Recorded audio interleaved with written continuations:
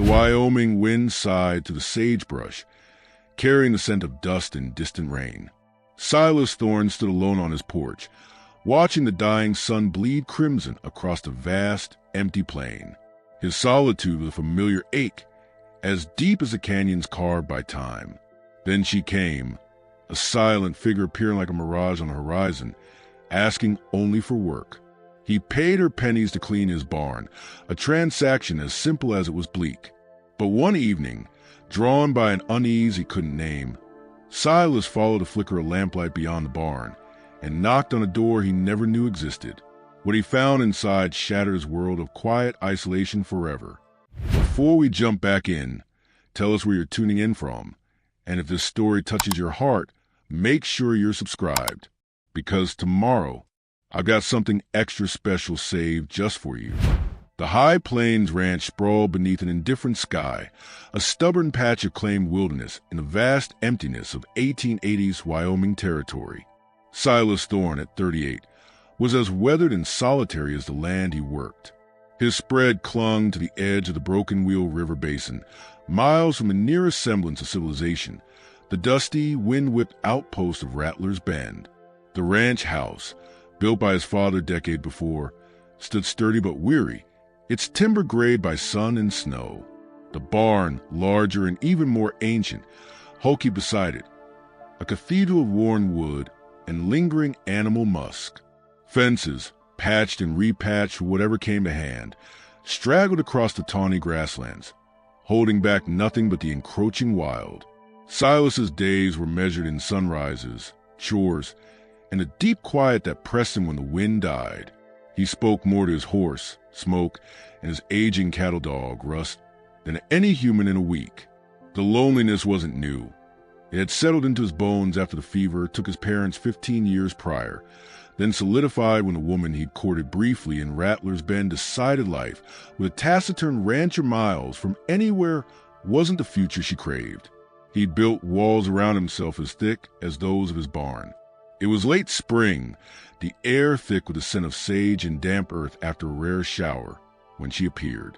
Silas was mending a harness on the porch, the rhythmic thump-thump of his mallet, the only sound disturbing the afternoon stillness.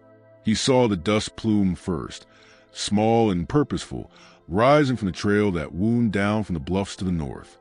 A lone figure on foot, leading a weary-looking pack mule burdened with patched sacks. Not a common sight. Travelers usually took the stage road further south. Drifters avoided spreads as isolated. She stopped at the edge of the yard, respectful distance, her gaze fixed on him. She was thin, almost gaunt, dressed in a faded calico dress that had once been blue, covered by a man's oversized denim jacket frayed at the cuffs. A worn sunbonnet shaded her face, but Silas could see the sharp line of her jaw, the hollows beneath high cheekbones. Her hands, clasped loosely in front of her, were reddened and calloused, speaking of hard labor long before this day. She might have been 30, maybe younger, but hardship had etched lines prematurely. "Mr. Thorne?" Her voice was low, surprisingly steady despite its roughness, carrying clearly in the quiet.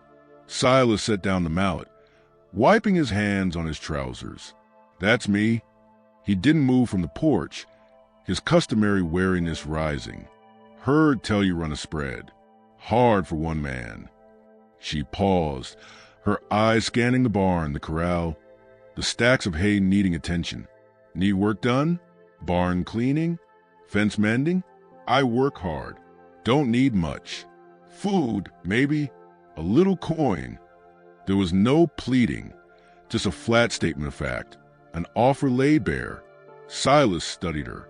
Women seeking ranch work alone were rarer than hen's teeth. Most drifted towards town.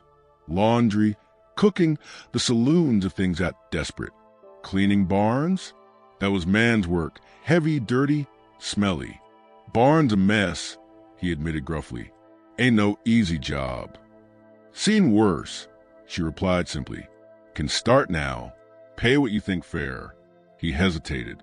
It went against his ingrained self-sufficiency.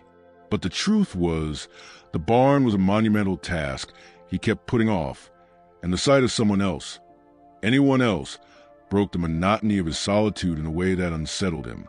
2 bits a day, he offered, a pittance, testing her. Meals included. You sleep in the tack room loft. It's clean, dry. Got a stove. Her shoulders relaxed almost imperceptibly. Done. Name's Mara. She didn't offer a last name. She moved towards a barn, unhitching her mule and leading it to the water trough beside the corral. Silas watched her unload a single, worn bedroll and a small canvas bag before efficiently tethering the mule to a post. She didn't look at him again, her focus entirely on the task she claimed. She walked into the barn's shadowed maw with the straight-back posture of someone marching into battle. Silas went back to his harness, the thump-thump of the mallet sounding louder in his own ears now. He felt a prickling unease, a curiosity he tried to stamp down. Who was she? Where did she come from? Why barn cleaning? The questions buzzed like flies. Over the next few days, Mara proved true to her word. She worked with silent, furious efficiency that bordered on desperation. Silas would find her already at work before dawn, forking soiled straw into a barrow, scrubbing troughs, mucking out stalls with a strength that belied her slight frame. She rarely spoke unless spoken to, her answers clipped and unrevealing. Came from up north, was all she'd offer when he'd asked where she hailed from. Things got lean. She avoided his gaze, her eyes often fixed on the middle distance or the task at hand, shadows lurking in their depths. Silas found himself observing her with a growing, uncomfortable intensity. He noticed things. The worn, thin soles of her boots, patched clumsily from the inside. The way she meticulously saved every scrap of food from her meals, tucking bits of bread or dried meat into a small cloth pouch she kept tucked in her jacket. The fleeting look of pure, animal fear that flashed across her face when Russ, curious about the newcomer, bounded towards her unexpectedly one morning. She'd frozen, hands raised protectively, before forcing herself to relax as Silas called the dog off. "Sorry," he'd muttered. "He's harmless." Mara had just nodded, her breath catching, and turned quickly back to sweeping. The faint, almost imperceptible tremor in her hands when she stopped working for a moment, a bone-deep weariness she fought to conceal. The way she always left precisely at sunset, refusing his offer of supper on her first day, citing the need to tend to her mule and settle in the loft. She'd disappear into the tack room, and the lamp would glow briefly before being extinguished, leaving the ranch plunged back into its usual profound darkness and silence. One afternoon, Silas was repairing a hinge on the corral gate near the barn entrance. Mara was inside, rhythmically sweeping out the last stall. The rhythmic swish-swish was a strangely comforting sound against the vast silence. As he hammered a nail, a small flash of color near the barn door caught his eye. He bent down. Half hidden in the dust and straw, just outside the threshold lay a tiny, clumsily carved wooden horse. It was crude, whittled from pine, the paint mostly chipped away, but unmistakably a child's toy. Silas picked it up, the small figure dwarfed in his callous hand. It felt warm from the sun. He frowned, turning it over. Mara had no children. She traveled alone, slept alone in the tack room loft. This didn't belong to him. His childhood toys were long gone or buried deep in the ranch house attic. How did it get here? Had it fallen from her meager belongings? But why would she carry a child's toy? He stood up, the toy clenched in his fist. The rhythmic sweeping inside the barn had stopped. He peered into the dim interior. Mara was leaning on her broom, staring out the small, high window at the back of the barn, towards the rugged bluffs that rose steeply beyond the river bend. Her profile was etched with profound sadness, a loneliness that mirrored his own, yet seemed infinitely heavier. She looked lost in thought, worlds away from the dusty barn and the wooden horse in Silas's hand. The silence stretched, thick and charged. Silas looked down at the little horse, then back at Mara's solitary figure framed in the dusty light. A suspicion, cold and unsettling, began to coil in his gut. This woman carried secrets heavier than straw bales. Secrets hinted at by the fear of her eyes, the saved food scraps, and now this tiny, abandoned toy. Where did she really go when she left the barn at sunset? Not just to the tack room loft. He suddenly felt certain. The bluffs behind the barn, what lay up there in that rough, untamed land? He slipped the wooden horse into his pocket. The smooth was suddenly feeling like a burning coal. The easy transaction of work for pay felt like a flimsy facade over something far deeper, far more dangerous. He needed to know, not tomorrow, tonight, as the sun dipped low, painting the sky in fiery hues. Silas Thorne made a silent decision. He wouldn't ask. He would follow the flicker of lamplight. When Mara left the barn, he needed to see where she went when the ranch fell dark, and what or who waited for her in the gathering twilight beyond the river. The loneliness of the plains suddenly felt different, not just empty, but hiding something. The wooden horse in Silas's pocket fell heavier with each passing hour, a tangible accusation against his assumptions. Mara worked through the afternoon with her usual silent intensity, forking the last of the clean straw into the stalls, her movements economical and weary. Silas busied himself with tasks near the barn, acutely aware of her presence, the unspoken question hanging thick as the dust motes dancing in the late sunbeams. He felt like a trespasser in his own life, the familiar rhythms of the ranch jarred by the secret he now carried. As the sun dipped below the western bluffs, painting the sky in brews purples and fiery oranges, Mara finished. She leaned her pitchfork against the barn wall, wiped her brow with the back of her sleeve, and gave Silas a curt nod.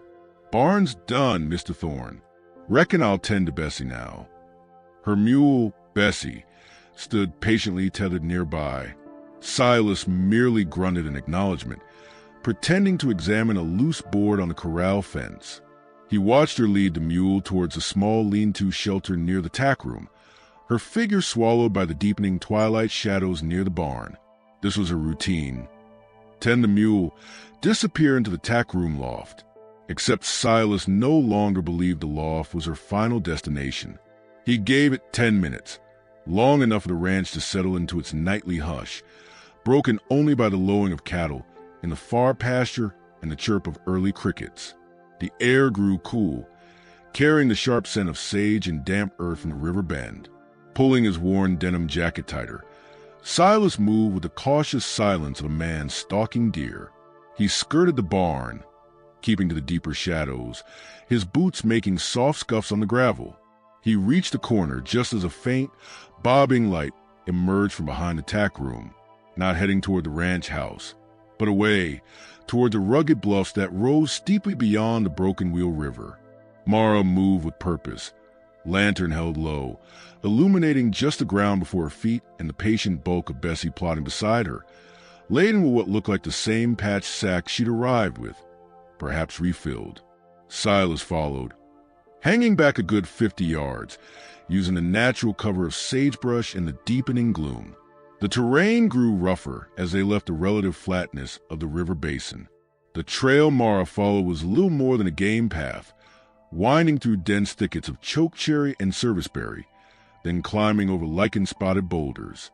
Silas's breath grew labored, the climb steep and unforgiving.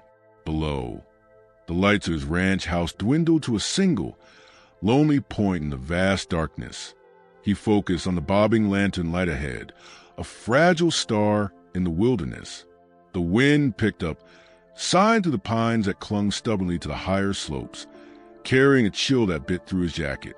Once, Mara stopped abruptly, turning to scan the path behind her. Silas froze, pressing himself flat against a cold rock face, heart pounding against his ribs. Had she heard him? Seen a glint of moonlight on his buckle?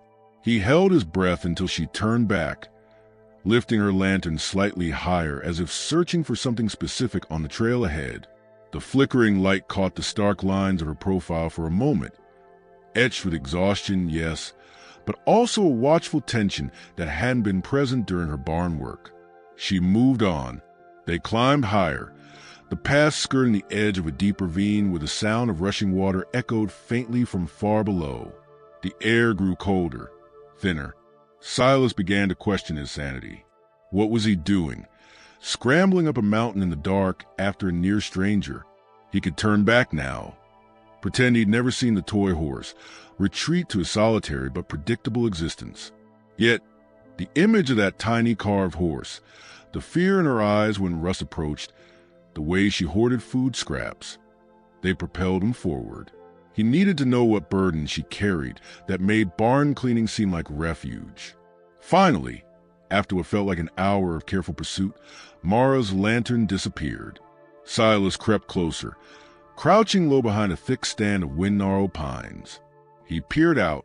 The trail ended abruptly at the mouth of a narrow box canyon, hidden from the valley below by a jutting shoulder of rock.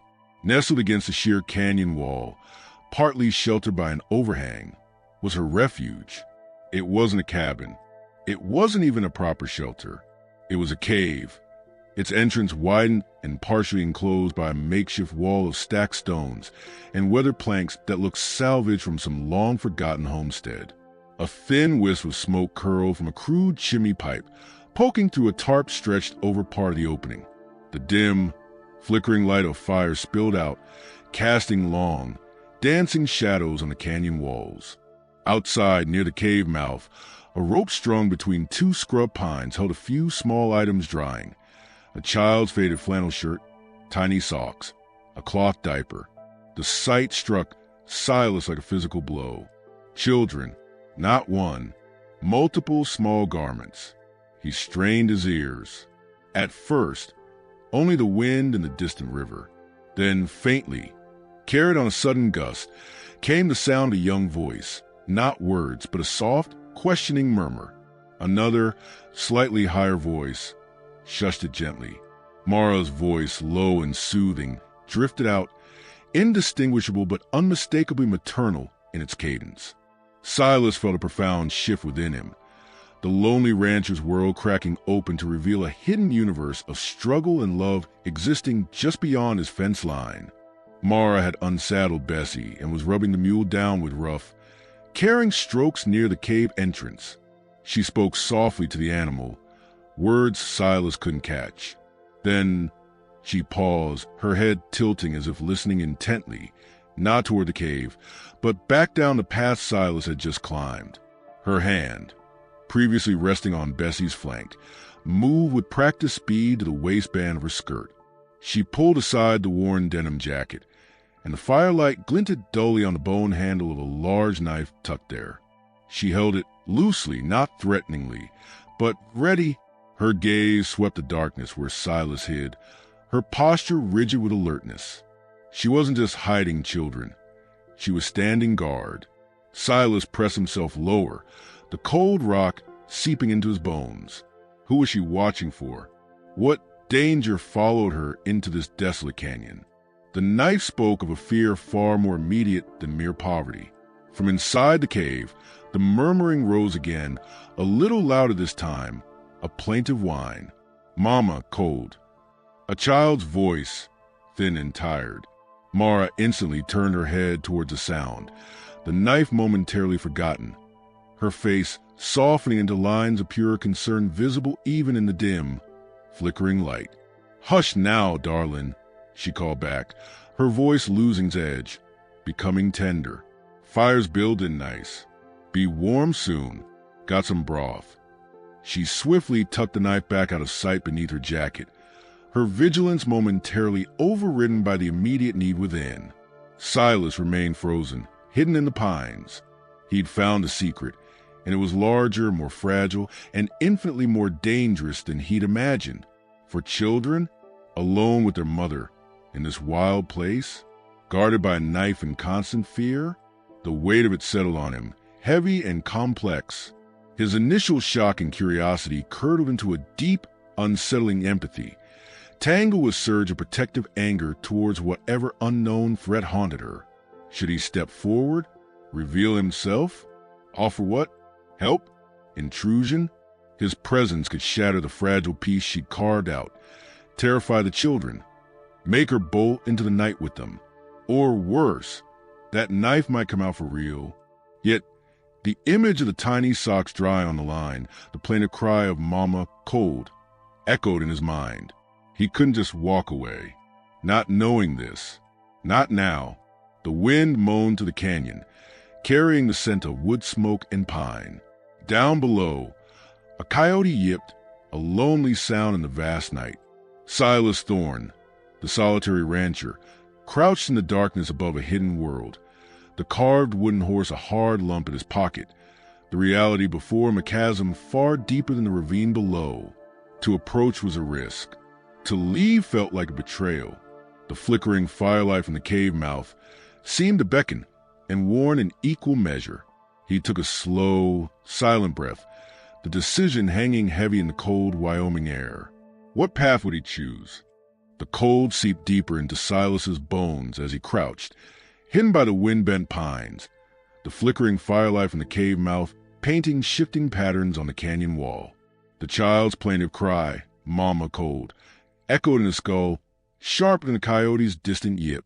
He saw Mara's face soften, the knife vanish back into concealment as instinctive care overrode vigilance.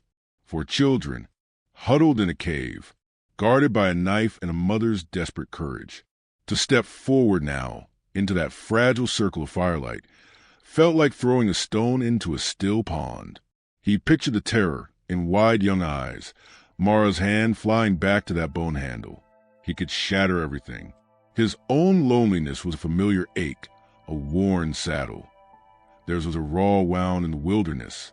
Silas Thorne, who spoke more to his horse than to people, didn't know the language of intrusion disguised as help. Not yet. Slowly, silently, he eased back, melting into the deeper shadows behind the pines. He retreated down the treacherous path with the same care he'd used climbing up, each step a conscious choice away from the cave, the light, the heartbreaking vulnerability. The carved wooden horse in his pocket pressed against his thigh, a tiny anchor to reality. He didn't return directly to the ranch. Instead, guided by compulsion he couldn't name, he detoured to the root cellar tucked into a hillside near the barn. The heavy door groaned open on stiff hinges, releasing the cool, earthy smell of potatoes and stored preserves. By the dim light filtering in, he found a burlap sack half full of good flour, a smaller sack of dried beans, a precious twist of salt wrapped in wax paper, and an old, thick wool blanket he'd forgotten about, smelling faintly of lanolin. It wasn't much. It felt like everything.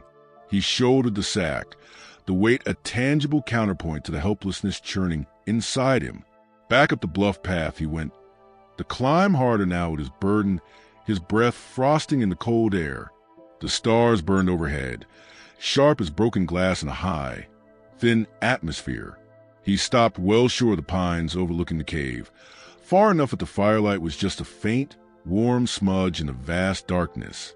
Creeping forward with painstaking slowness, he placed the sack carefully at the base of a large, lightning-scarred ponderosa pine near the head of the game trail, leading to the cave, a place she'd passed in the morning. He hesitated, then drew the small wooden horse from his pocket. It felt foolish, a child's thing left for a woman guarding children with a knife. But he placed it gently atop the sack of flour, a silent message. "I know. This is for them." He retreated swiftly then, the descent a blur of shadow and stone.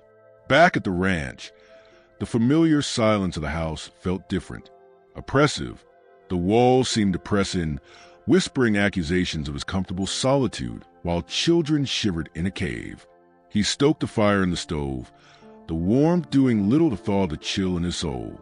He kept seeing the small socks drying on a line, the flicker of fear in Mara's eyes when she'd scanned the darkness. Who hunted her? What drove a woman to raise 4 children in a hole in the rock? He paced the small kitchen, the worn floorboards creaking under his boots. Russ lifted his head, whining softly at his master's agitation. Silas absently scratched the dog's ears, his gaze drawn to the window, staring out into the ink-black night towards the bluffs. Empathy warred with caution. He'd offered anonymous charity. Was it enough?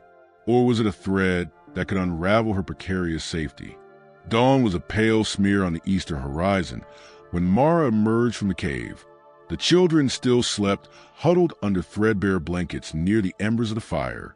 The canyon air was knife-sharp, biting through her thin dress and jacket. She moved silently, automatically scanning the rimrock above, the trail below, the shadows pooling in the ravine. Every morning began with this ritual of vigilance. Bessie, tethered nearby, snorted softly in greeting. Her eyes caught the unnatural shape at the base of the scarred pine. A sack. Her breath hitched. Instinctively, her hand flew to the knife hidden beneath her jacket, fingers closing around the worn bone handle. She approached cautiously, every sense screaming alert. Had they found her? Was this a trap? A cruel taunt? She scanned the surrounding rocks, the trees, the skyline. Nothing moved but a lone hawk riding the thermals high above. Reaching the sack, she didn't touch it immediately. She crouched, examining the ground around it. Boot prints, larger than hers, leading away down the trail toward the ranch. Silas Thorne's boots. Recognition brought no relief, only a fresh wave of cold suspicion. He knew. He'd followed her. He'd been here, watching them. Why leave this? Pity? Payment? Or a prelude to something worse? With the tip of her knife, she carefully nudged the sack. It yielded softly. No wires, no obvious triggers. Still wary, she used the knife to slice the rough twine binding the top. The scent of clean flour, sharp and dusty, filled the air. Beans, salt, and a blanket. Thick wool, real warmth. Her pragmatic mind cataloged the value immediately. Days of bread, nourishment, protection from a biting cold for the little ones. Then she saw it, perched precariously on a flour sack. The little wooden horse.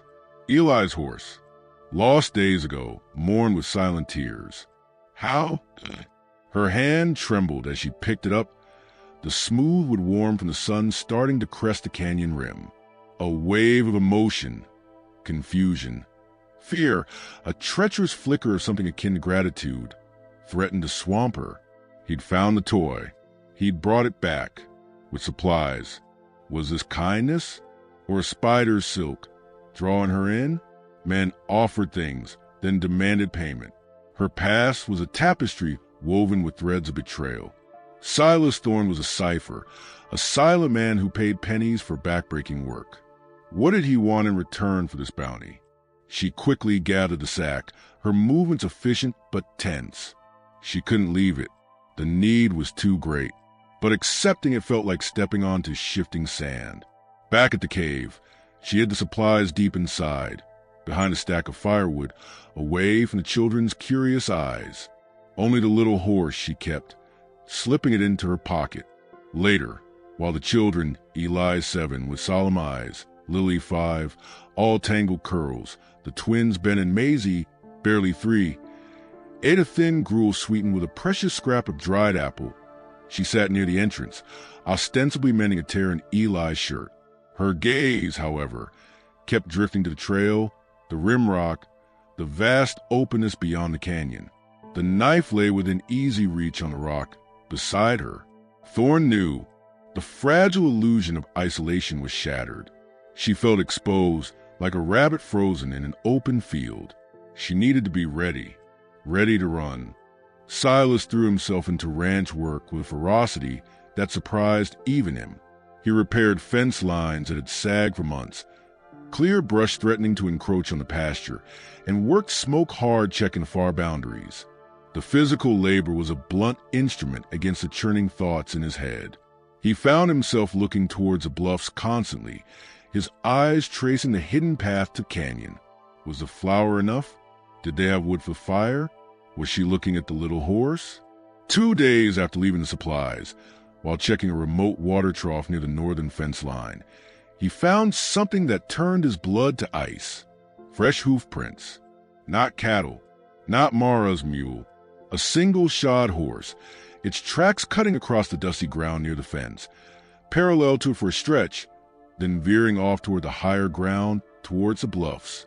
The tracks were sharp-edged, recent, perhaps from that morning. Someone had been riding the perimeter of his land, someone who didn't belong, someone looking.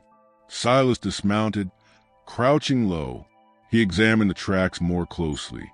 A decent-sized horse, well-shod, the rider likely heavy, not a casual traveler. The path was too deliberate, skirting the open areas, sticking to cover where possible. He followed the tracks a short distance. They stopped near a cluster of boulders overlooking the river bend and the trail that eventually led towards Mara's Canyon. Here, the ground was churned, as if the horse had stood for some time. Discarded nearby, half buried in the dirt, was a stub of a hand-rolled cigarette, the paper still slightly damp. Someone had sat here, watching his ranch, or watching the path leading up into the bluffs.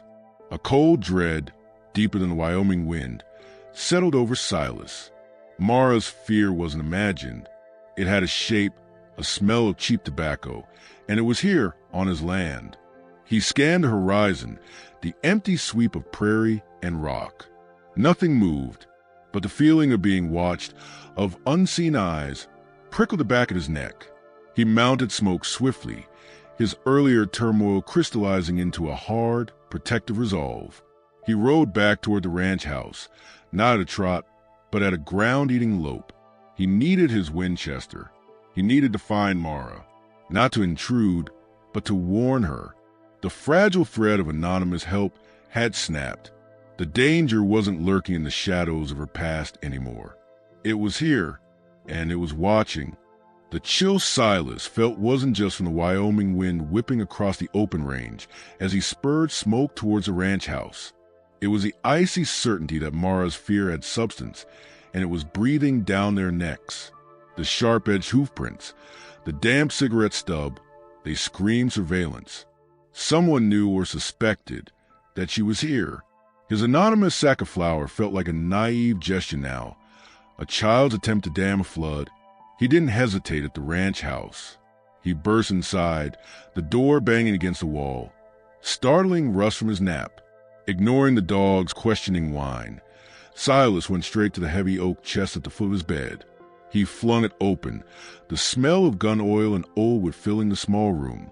He lifted out the Winchester rifle, the weight familiar and grimly reassuring. He checked the action, loaded it swiftly, and grabbed a box of cartridges, stuffing them into his coat pocket. Protection wasn't pennies and flour anymore. It was cold steel and vigilance. He couldn't storm the cave. That would terrify Mara and the children, likely sending them bolting blindly into danger. He needed to warn her without triggering her flight reflex. Mounting smoke again, he rode not towards the bluffs directly, but along a parallel ridge, higher and offering a view of both the canyon mouth and the trail leading towards Rattler's Bend. He became a shadow against the skyline, scanning the vast, tawny landscape below with hunter's eyes. Hours passed, marked only by the sun's slow crawl and the circling hawks. He saw nothing but the wind stirring the sagebrush and a distant herd of pronghorn grazing peacefully. The tension coiled tighter in his gut. Absence wasn't safety. It was the calm before the storm. Finally, as afternoon began to wane, casting long, distorted shadows, he made his move. He dismounted well below the ridge, leaving smoke ground-tied in a sheltered draw.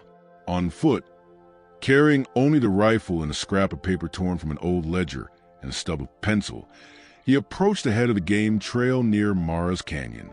He kept low, using the cover of rocks and stunted junipers. Near the lightning-scarred pine where he'd left the supplies, he paused. He scrawled 3 stark words on the paper. Stranger watching. Careful. He folded it small, found a cleft in the pine's rough bark just above eye level, and wedged the note deep inside. It wasn't much, but it was a lifeline thrown into the dark. He retreated as silently as he'd come, the weight of the rifle a constant reminder of the stakes. Inside the cave, the air hung thick with unspoken dread. Mara had hidden Silas's supplies, but their presence was a ghost haunting the cramped space. The little wooden horse Eli clutched felt like a brand, marking her failure to stay hidden. Every rustle wind through the canyon, every scuff of Bessie's hoof outside, sent her heart hammering against her ribs. She moved through the necessary chores, tending the small fire, preparing a thin stew of beans and a precious scrap of dried beef from Thorn's sack, helping Eli practice his letters in the dirt floor with a stick. But her senses were stretched wire-taut, attuned to the world beyond the stone walls. The children felt it. Eli's usual quiet curiosity had turned watchful. Lily clung closer, her small hand often finding Mara's skirt. The twins, Ben and Maisie, played with subdued energy near the fire, their usual giggles replaced by hushed whispers. Mara's knife was never out of reach, resting on the flat rock beside her as she sat near the entrance, ostensibly mending but perpetually scanning. "Mama?" Eli's voice was small. "Is the bad man coming?" Mara's blood ran cold. She hadn't spoken of a bad man. Not specifically. Had her fear seeped into them like damp? She forced a calm she didn't feel. "What bad man, sweetheart?" Eli shrugged, his small shoulders tense. "The one you watch for.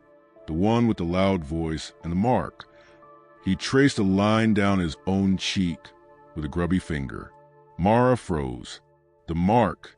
A livid scar, like a lightning bolt, searing down from temple to jaw. Clayton Voss. Eli had seen him. Once. Briefly. Months ago, during the frantic escape. The memory hit her like a physical blow. Voss's roar.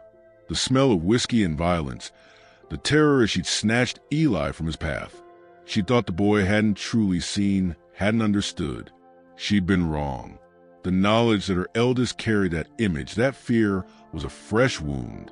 She pulled Eli close, burying her face in his hair, inhaling the scent of wood smoke and child. "We're safe here," she whispered, the lye ash in her mouth. Mama's watching. Later, needing to feel like she was doing something, she ventured out to check Bessie's tether and gather more firewood from the pile stacked against the canyon wall. As she shifted a large log, something caught her eye beneath it. Partially buried, half-rotted, was a length of worn leather harness strap.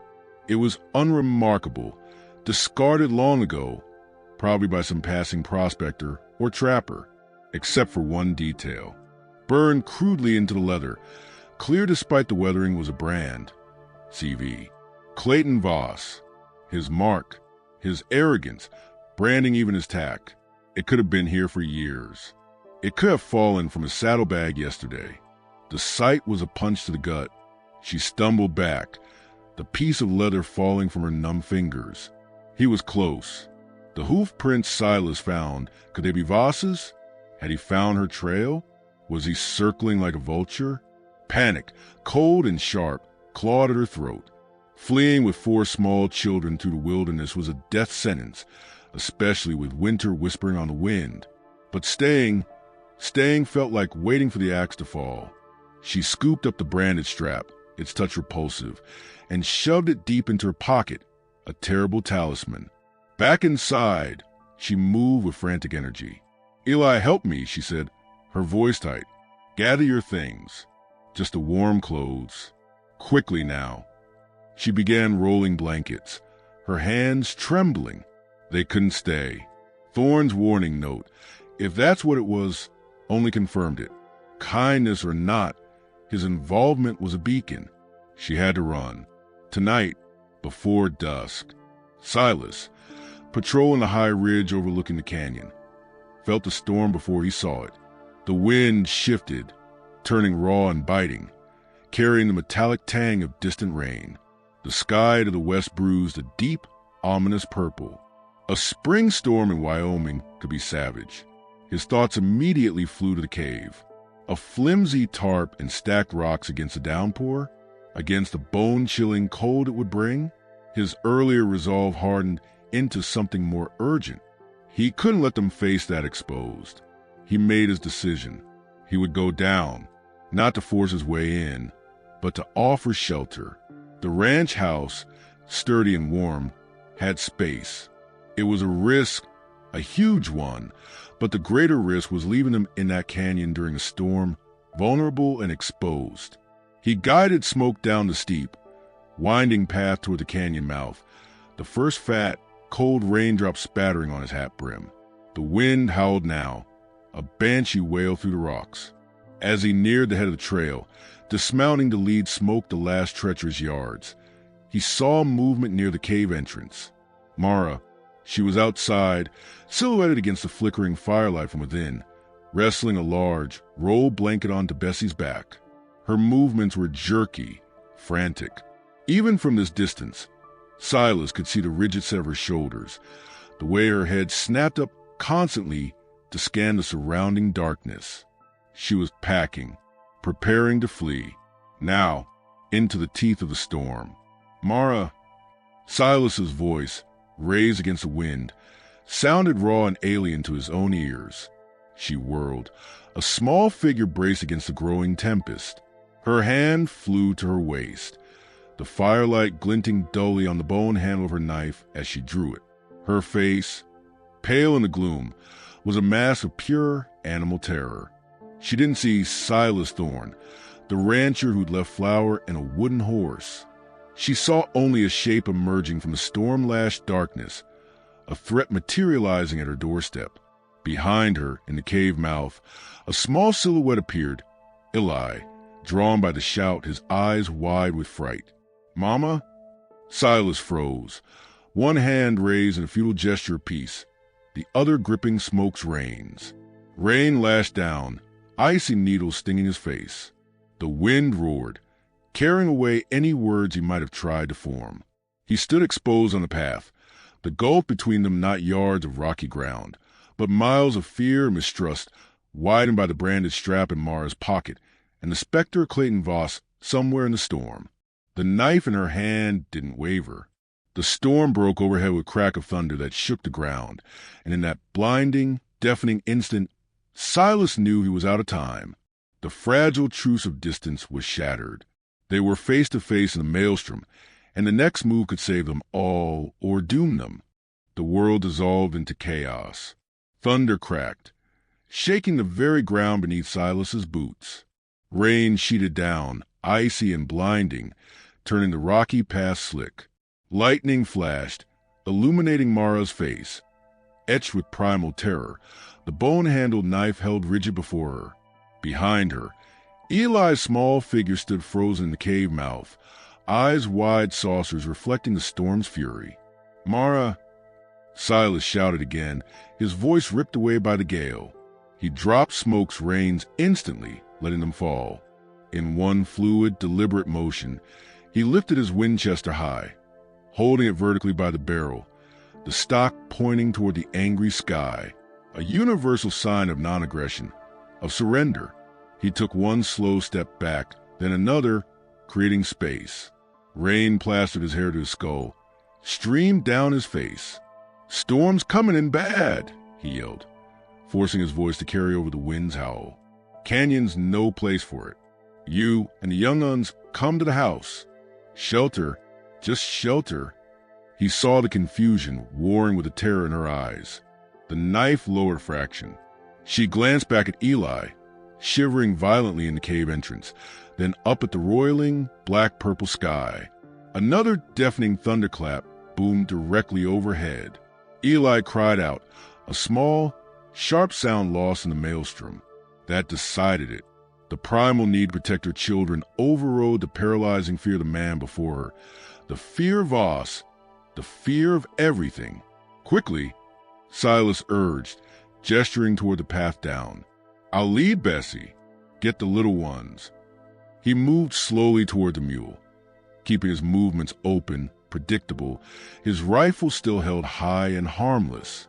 He didn't look directly at her, focusing on untying Bessie's lead rope with numb fingers. Mara acted. She sheathed the knife with trembling hands, its disappearance a small surrender. "Eli, inside. Get Lily. Blankets. Hurry." Her voice was raw, commanding. She disappeared into the cave, emerging moments later clutching the bundled twins, Ben and Maisie, their faces buried in her sodden dress. Eli stumbled out behind her, dragging two thin blankets, his small face pale but set. Lily, maybe 5, clung to his arm, whimpering, her dark curls plastered to her cheeks. The descent was a nightmare. Rain lashed, turning the trail into a treacherous mudslide. Silas led Bessie, the mule balking at the slick rocks and lightning flashes. Mara carried the twins, their combined weight staggering her on the unstable ground. Eli, astonishingly brave for his years, held Lily's hand tightly, coaxing her down step by perilous step. Silas constantly glanced back, ready to catch any stumble, his heart in his throat. The storm raged around them, nature's fury mirroring the turmoil within. Finally, the solid shape of the ranch house loomed through the downpour. Silas pushed open the door, ushering them into the blessed, dry warmth. The contrast was jarring, the cozy, lamplit interior against the elemental violence outside. Mara stood just inside the threshold, dripping, shivering violently, her arms still wrapped protectively around the twins. Eli and Lily huddled close to her legs, wide eyes taking in the unfamiliar space. The sturdy table, the iron stove radiating heat, the worn armchair by the fire. Rust, initially startled, whined softly, sensing the tension and the children. "Get by the stove," Silas said, his voice rough but gentle. He kicked the door shut against the storm. "I'll fetch dry things." He moved quickly, pulling old shirts and trousers from a trunk, his own cast-offs far too big, but dry. He found a worn but clean quilt. "For the little ones," he mumbled, placing it near the stove. Mara moved like an automaton, her movement stiff with shock and cold. She peeled the soaked outer layers off the shivering twins, wrapping them in the quilt near the stove's warmth. Lily huddled close. Eli stood stiffly, watching Silas with wary eyes, but didn't resist when Silas handed him a dry shirt. "Put this on, son. Warm up." "Name's Eli," the boy stated quietly, clutching the shirt. "Eli," Silas nodded. "A name, a connection." He saw Lily peek out from the quilt. "And you?" "Lily," came a tiny whisper. "Ben and Maisie," Mara murmured, rubbing the twins' backs as they began to stop shuddering. Her voice was hoarse, her exhaustion profound. She accepted a dry shirt from Silas without meeting his eyes, draping it over her shoulders like armor. Silas busied himself stoking the fire, filling the kettle. The simple acts grounded him. He saw Eli watching Russ, who had cautiously approached the quilt bundle. "He's friendly," Silas said. "Name's Russ. Won't hurt you." Slowly, Eli extended a hand. Russ sniffed it, then gave a tentative lick, his tail giving a hesitant wag. A ghost of a smile touched Eli's lips. Lily watched, fascinated. The storm battered the house, but inside, a fragile calm descended, punctuated only by the crackle of the fire and the twins' soft, sleepy breathing. Mara finally looked at Silas, her eyes deep pools of exhaustion and lingering fear. The branded strap, CV, "Clayton Voss," she whispered, the name tasting like poison. He was my husband's partner. After Jed died, Voss claimed everything, me included. He's cruel. When I ran with the children, he swore he'd find us, make an example. She touched her pocket where the strap lay hidden. The tracks, the watching, it's him. Silas felt a cold fury solidify within him. "He won't touch you here," he stated, the words a vow. "Not you, not them." The words hung in the air, a fragile promise. Suddenly, Rust, who had settled near Eli, lifted his head and growled, low and deep, his hackles rising. A moment later, they all heard it, the hard, unmistakable thud of a fist pounding on the door, louder than the fading thunder. A rough voice bellowed, "Open up, Thorne. Got business." Mara gasped, her face draining of all color. She instinctively gathered the twins closer, her hand flying towards her waist where the knife was hidden beneath the dry shirt. Eli scrambled to her side, eyes wide with renewed terror. Lily whimpered. Silas moved instantly. He grabbed his Winchester from where he'd leaned it against the wall. "Get the children into the bedroom," he ordered Mara, his voice low and urgent, nodding toward the back room. "Bar the door. Don't come out." His gaze locked with hers. "Trust me?" For a heartbeat, the old fear war with a desperate need for sanctuary. Then she nodded, a sharp jerk of her chin. She scooped up Maisie, herding Eli and Lily, pushing Ben toward the back room. Silas heard the bar slide into place just as the pounding resumed, more insistent. "I'm coming in, Thorn, one way or another," Voss roared. Silas took a deep breath, positioning himself to the side of the door, rifle ready but pointed down. He lifted the latch and pulled the door open a crack, the driving rain immediately spattering the floor. Clayton Voss filled the doorway, water streaming off his slicker. He was a big man, thick-necked and florid-faced, a livid lightning bolt scar running from his temple down his cheek. His eyes, small and piggish, scanned the room past Silas, searching. "Where is she, Thorn?" "The woman and her brats. I know they're here. Hand 'em over. They're mine." "Ain't nothing here that belongs to you, Voss," Silas stated, his voice flat and cold. "This is my land, my house. You're trespassing," Voss sneered, pushing against the door. "Don't play dumb. I tracked her here. Saw the brat peek in earlier. She's mine. Stole property. Stole my property. Now step aside, rancher, before you regret it." His hand hovered near the pistol holster at his hip. Silas didn't flinch. He shifted his weight, the Winchester now angled subtly towards Voss's center mass. "Only thing you'll find here is lead if you take one step inside, without my say-so. Turn around. Ride out. Now." The tension crackled, thicker than the storm outside. Voss's face contorted with rage. He started to draw. Silas raised a Winchester, the click of the hammer cocking unnaturally loud. Before he could move further, a new voice cut through the rain. "Problem here, Silas?" Standing just behind Voss, water dripping from his hat brim, was Tom Henderson, whose small spread bordered Silas's to the east. He held a shotgun casually, but pointedly, across his chest. Behind him, dimly visible through the rain, were two other men from Rattler's Bend, Hank the blacksmith and young Pete, the livery owner's son. They'd seen the strange rider circling earlier, seen the storm hit, and come to check on their reclusive neighbor. Voss froze, his hand still on his pistol grip. He glanced from Silas's unwavering rifle to Henderson's shotgun and the shadowy figures beyond. The odds had shifted dramatically. "Just leave in," Voss spat, the bravado draining away, replaced by sullen fury. He slowly removed his hand from his gun. "This ain't over, Thorn. Remember that." He took a step back, then another, melting into the rain-lashed darkness. Moments later, the sound of a horse galloping hard faded into the storm's last growls. Silas lowered the rifle, his shoulders slumping slightly. He nodded to Henderson and the others. "Obliged, Tom. Hank, Pete, mighty obliged." "Looked like trouble," Henderson said gruffly, peering past Silas. "Heard a commotion. You all right?" Folkson sighed. "We're all right," Silas said, the "we" feeling new and right. "Thanks to you. Storm's breaking. Come and dry off."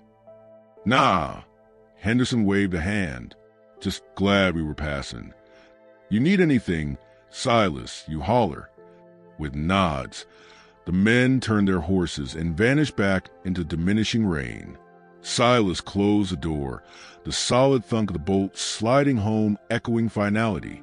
He leaned against it for a moment, taking a deep, steadying breath.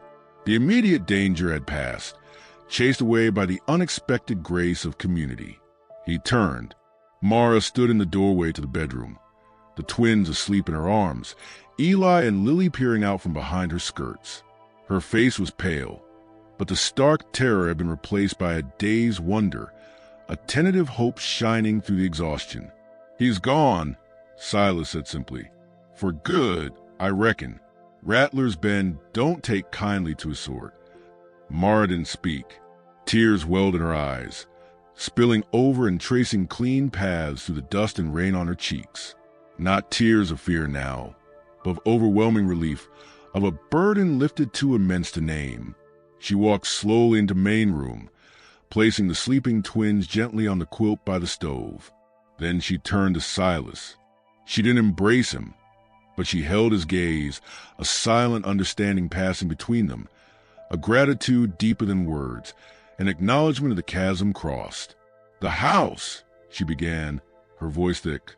"It's strong, warm. It's got room," Silas said, the words tentative, an offer hanging in the warm, quiet air. "Plenty of room. For you. For Eli, Lily, Ben, Maisie. If you'd stay. Work's always here. Barn's bound to get dirty again." He managed a small, crooked smile. Eli looked from his mother to Silas, then down at Rust, who had settled beside the sleeping twins. Lily shyly held up a small, water-stained piece of paper she'd been clutching, a crude drawing of a house, a big sun, and stick figures. One of them had a hat. Mara looked at her children, safe, warm, already beginning to relax in the sanctuary.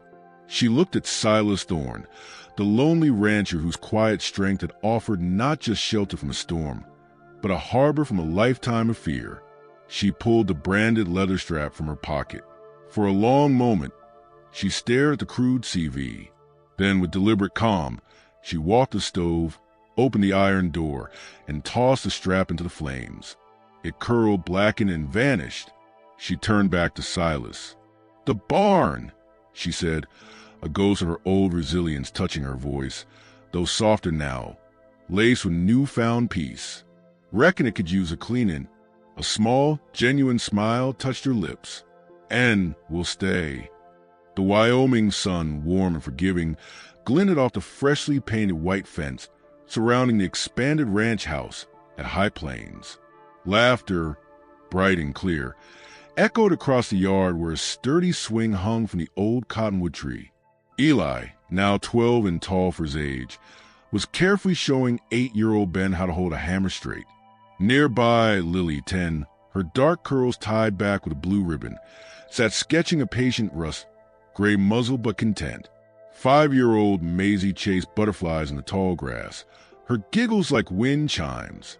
On the porch, Silas Thorne rocked gently in his chair, the lines on his face etched more by sun and smiles and hardship.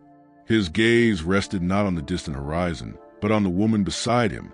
Mara sat mending a small pair of trousers, her face serene, the shadows of fear long banished. In her lap, cooing softly, was a chubby infant, little Sarah, born the spring before last. Silas's eyes drifted to the mantelpiece visible through the open door. Among the few treasured items sat a small, clumsily carved wooden horse, its paint faded but its presence a silent testament to the day a lonely rancher knocked on a hidden door and found not just a secret, but a family.